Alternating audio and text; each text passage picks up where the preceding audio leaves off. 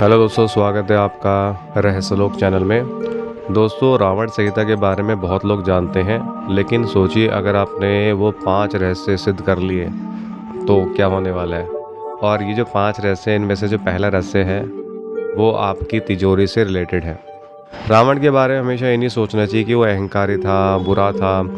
कुछ अच्छाई भी सोच लेनी चाहिए उसके बारे में। एक तो वो राक्षस राजा था, साथ के साथ उसके पास बहुत ज्ञान था। शिव तांडव स्तोत्र की रचना भी रावण ने ही की थी।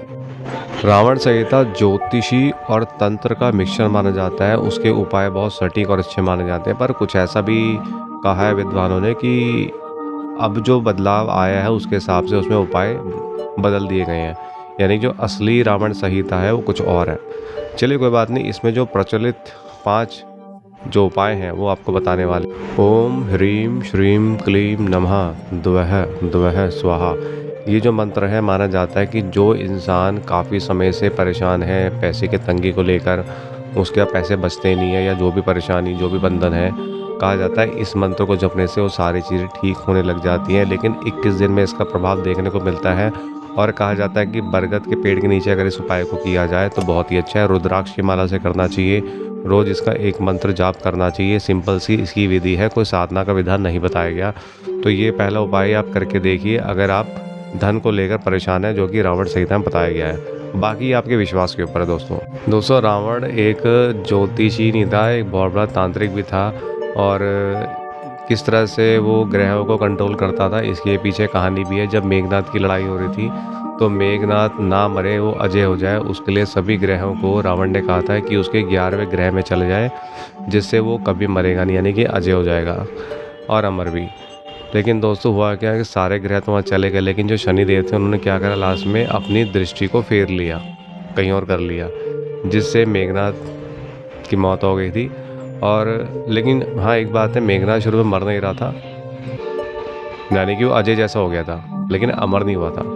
पर इस कहानी से एक चीज़ हमें पता चलती है रावण की, कि हम चाहें तो अपनी किस्मत को बदल सकते हैं अगर हम कोशिश करें तो, लेकिन इसके लिए मेहनत है और सबसे बड़ी बात है विश्वास है। दोस्तों, दूसरा उपाय है सफ़ेद आक के फूल या अर्क के फूल भी कह सकते हो।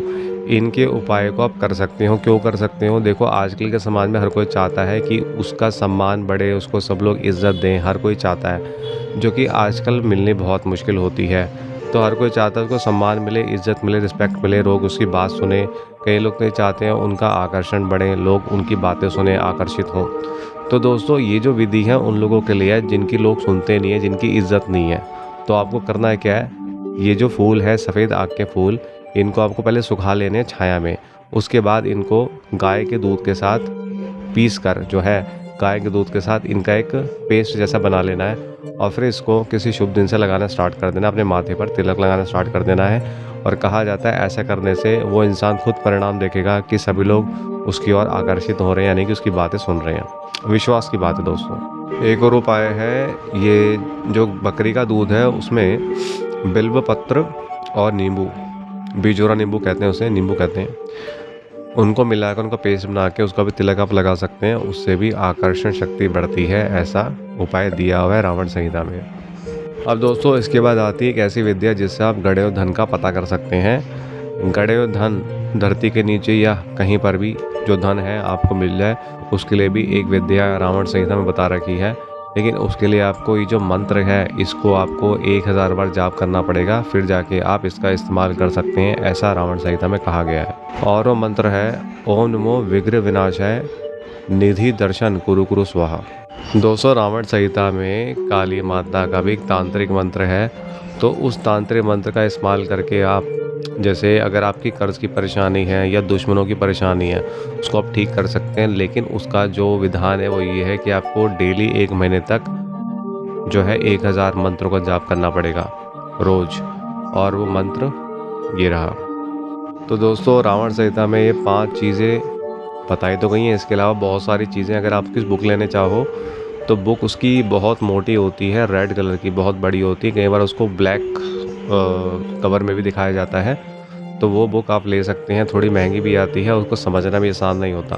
तो उसमें उपाय तो बहुत सारे हैं, तो उनमें से कुछ 5 उपाय आपको बताए हैं। तो ये आप करके देख सकते हैं। और साथ के साथ दोस्तों, ये तो सिर्फ एक छोटा सा ट्रेलर कह सकते हो। रावण संहिता में बहुत कुछ है और जो असली रावण संहिता है वो कुछ और ही है। तो दोस्तों, ऐसी जानकारी प्राप्त करने के लिए आप हमारे चैनल रहस्यलोक को सब्सक्राइब कीजिए। बहुत बहुत धन्यवाद।